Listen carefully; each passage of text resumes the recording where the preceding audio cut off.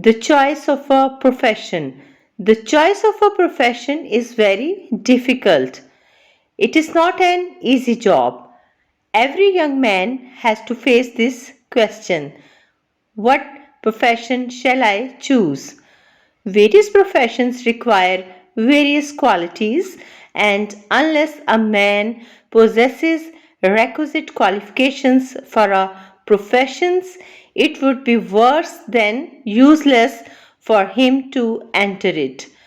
Educated young men find it hard to choose a suitable profession by which to earn a decent living.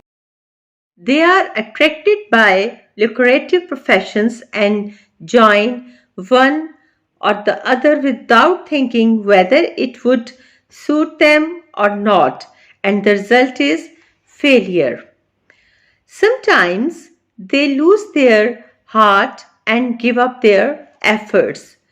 Now we take the example of an advocate.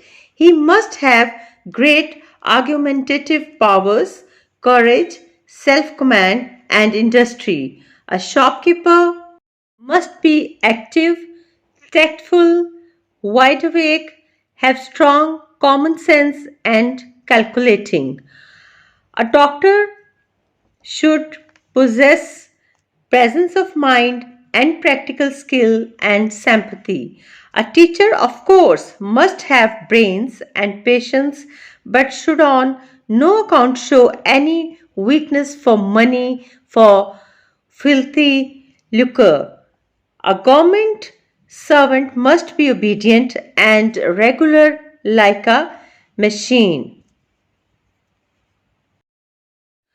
A man of shy and retiring disposition can never succeed in a business in which energy is required, and a man of restless disposition will have no chance in an occupation in which patient application and close study are needed.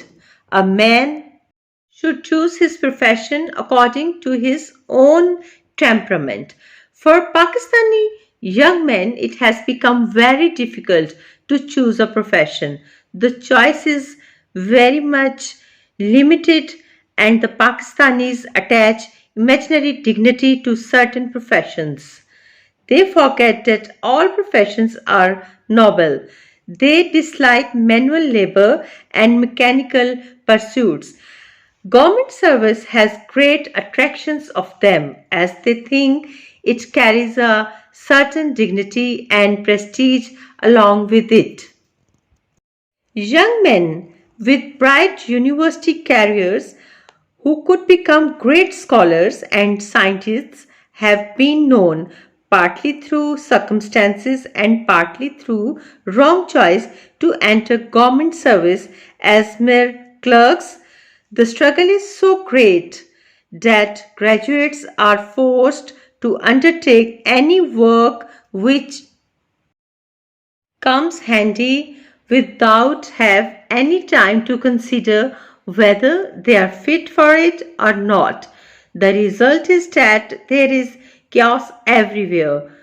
There are teachers who ought to be contractors, there are lawyers who ought to be traders, and there are doctors who ought to be grocers. No one is at the right place, everyone is unhappy and unsatisfied.